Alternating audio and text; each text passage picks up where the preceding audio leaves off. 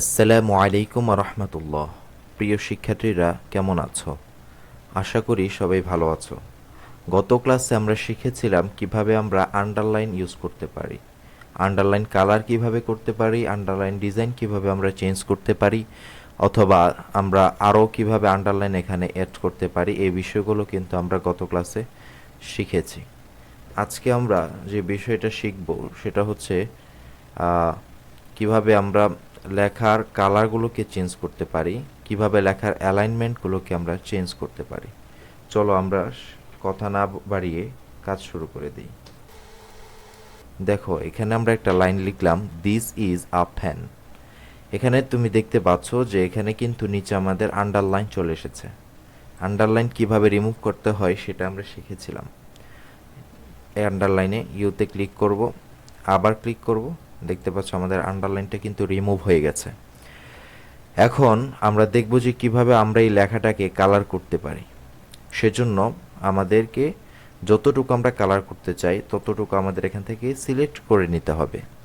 ধরো আমরা এখান থেকে ইজ এই শব্দটাকে আমরা কালার করব, সেজন্য আমাদেরকে এই ইজ শব্দটাকে সিলেক্ট করে নিতে হবে। সিলেক্ট করে নিয়ে এবার আমরা এখান থেকে চাইলে কালার চেঞ্জ করে দিতে পারি। দেখতে পাচ্ছ আমাদের কালারটা কিন্তু আমরা চেঞ্জ করে দিলাম। তারপর মনে করো আমরা এখানে এ যে শব্দটা, এই শব্দটাকে আমরা এইটার কালারটাকে আমরা চেঞ্জ করব, সেজন্য আমরা এখান থেকেও চেঞ্জ করতে পারি। উপরে চলে গেলাম, ফন্ট কালারে ক্লিক করলাম। ক্লিক করার পরে দেখতে পাচ্ছ এখানে অনেক কালার আছে। এখান থেকে আমরা ধরো একটা কালার সিলেক্ট করে দিলাম। দেখতে পাচ্ছ আমরা এখান থেকেও কালার চাইলে চেঞ্জ করতে পারি, এখান থেকেও আমরা চাইলে ফন্ট কালার থেকে কালারটা চেঞ্জ করতে পারি। দেখো এখানেও কিন্তু ফন্ট কালার আছে, অর্থাৎ ফন্ট কালার যেখানেই আছে আমরা সেখান থেকে কী করতে পারি, কালারটা চেঞ্জ করে দিতে পারি। ধরো এই যে কালার চেঞ্জ হচ্ছে। এখন আসো আরেকটি বিষয় আমরা এখান থেকে শিখি। ধরো এই লেখাটাকে আমরা কপি পেস্ট করি, করলাম। আচ্ছা, প্র্যাকটিসের সুবিধার্থে আমরা একাধিক লাইন নিয়ে নিলাম।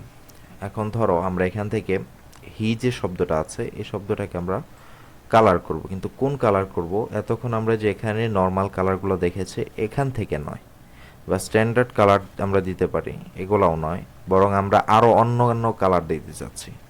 সেজন্য আমরা এখান থেকে মোর কালার্সে যাব। মোর কালার্সে যাওয়ার পরে দেখতে পাচ্ছ এখানে আরও অনেক কালার আছে যেগুলো সেখানে অ্যাভেলেবেল ছিল না, কিন্তু এখানে সেগুলো আছে। অথবা আমরা যদি কাস্টমে যাই, আমরা এখান থেকে কালার চাইলে নিজেদের মতো করে দিতে পারি। হাজার হাজার রকমের কালার এখানে তুমি পেয়ে যাবে। ধরো এখান থেকে আমরা কোড ইউজ করে কি আমাদের কালারটা সিলেক্ট করে নিতে পারি, অথবা এখানে RGB আছে, HSL করে নিতে পারো। যে যে কাজ করবে সে অনুযায়ী এখান থেকে চেঞ্জ করে নেবে। এখন ধরো আমরা এখান থেকে কমলা কালার চয়েস করে নিলাম, হালকা কমলা হবে। হ্যাঁ, এটা কফি কালার হয়ে গেছে। আচ্ছা, যাই হোক, এই ধরনের কালার কিন্তু আমরা চেঞ্জ করে নিতে পারি এখান থেকে নিজেদের মন মতো। এই গেল আমাদের কালারের বিষয়টি। এবার আমরা দেখব যে আমাদের অ্যালাইনমেন্ট আমরা কিভাবে চেঞ্জ করতে পারি। অ্যালাইনমেন্টটা হচ্ছে যেমন আমাদের লেখাগুলো সবগুলো এখানে আমাদের বাম পাশ থেকে শুরু হচ্ছে, এখান থেকে এই পাশে যাচ্ছে, এখান থেকে শুরু হয়ে এই পাশে যাচ্ছে।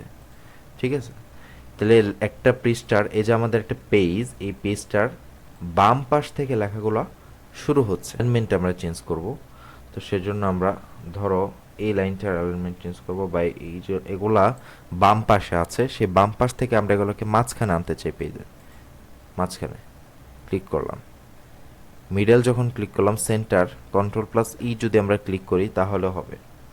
এরপরে আমরা যদি রাইটে নিতে চাই, দেখো আমরা কিন্তু রাইটে নিয়ে গেলাম। অথবা এবার ধর আমরা মাঝখানে আনতে চাই, Ctrl+E তে যদি আমরা প্রেস করি মাঝখানে চলে এসেছে।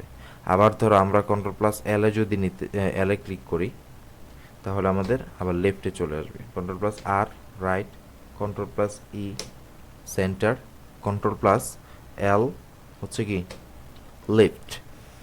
এইভাবে করে আমরা আমাদের লেখাগুলোকে অ্যালাইনমেন্ট করতে পারি, লেখাগুলোর অ্যালাইনমেন্ট কি করতে পারি, চেঞ্জ করতে পারি।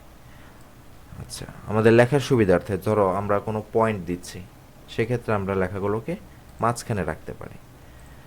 তারপর আমাদের ফন্ট কালারগুলো চেঞ্জ করে আমরা শিখেছি কিভাবে চেঞ্জ করতে পারি। একটা সিলেক্ট করব, এখান থেকে আমরা আমাদের পছন্দ মতো ফন্ট কালার। ফন্ট কালারে আরেকটি বিষয় হচ্ছে, ধরো আমরা গ্রেডিয়েন্ট কালার চাইলে ইউজ করতে পারি। গ্রেডিয়েন্টটা হচ্ছে একসাথে একাধিক কালার ইউজ করা। যেমন এখানে আমরা সিঙ্গেল কালার দেখতে পাচ্ছ এখানে যেটা সবুজ শুধু সবুজ, যেটা নীল শুধু নীল, কিন্তু আমরা চাইলে এখানে গ্রেডিয়েন্ট কালার ইউজ করতে পারি। তো গ্রেডিয়েন্ট কালার যদি আমরা ইউজ করতে চাই, সেক্ষেত্রে আমাদেরকে একটা, যেটাতে আমরা কালার অ্যাপ্লাই করতে চাচ্ছি সেই শব্দটাকে আমরা সিলেক্ট করে নিব। যেমন ধরো হিটাকে আমরা সিলেক্ট করে নিলাম, নিয়ে এখন আমরা ফন্ট অপশনে যাব, ফন্ট কালার অপশনে, সেখান থেকে দেখো এখানে গ্রেডিয়েন্ট লেখা। গ্রেডিয়েন্ট থেকে আমরা এখানে যার যেরকম মনে চায় এখান থেকে আমরা গ্রেডিয়েন্ট স্টাইলটা আমরা সিলেক্ট করে দিতে পারি।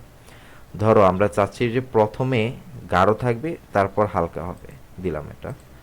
প্রথমে আমাদের গাঢ় কালার, তারপরে কি হালকা কালার কিন্তু চলে এসেছে। এখন ধর আমরা একটা সাদা কালো দিতে চাচ্ছি না, আমরা এটাতে একটু রঙিন গ্রেডিয়েন্ট কালার দেবো, রঙিন।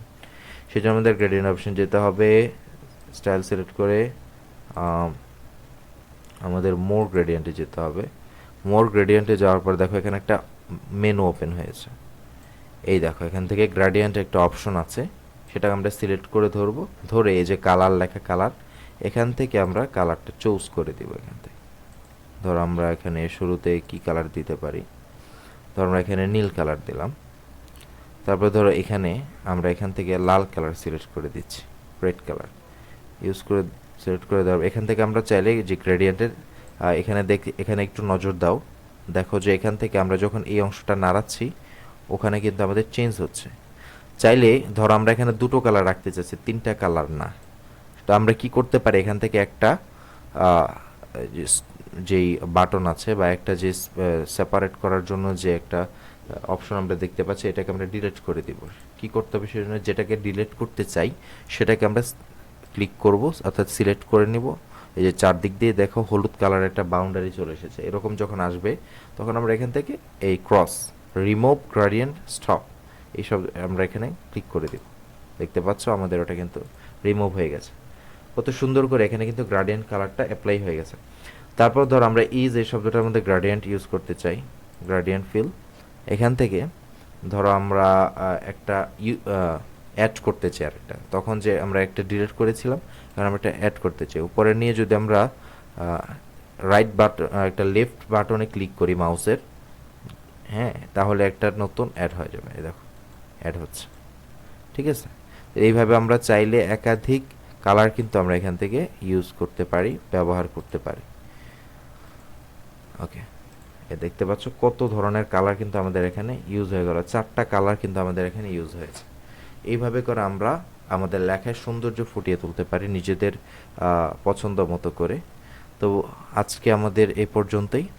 আমাদের সাথে থাকো, তোমার বন্ধুদের সাথে আমাদের ভিডিওটা অবশ্যই শেয়ার করবে, আমাদের চ্যানেলটা শেয়ার করবে, যাতে করে তারাও তোমার মতো আমাদের কাজগুলো শিখতে পারে একদম ফ্রিতে। সবাই আমার জন্য দোয়া করবে। ভালো থেকো, সুস্থ থাকো, আল্লাহ হাফিজ।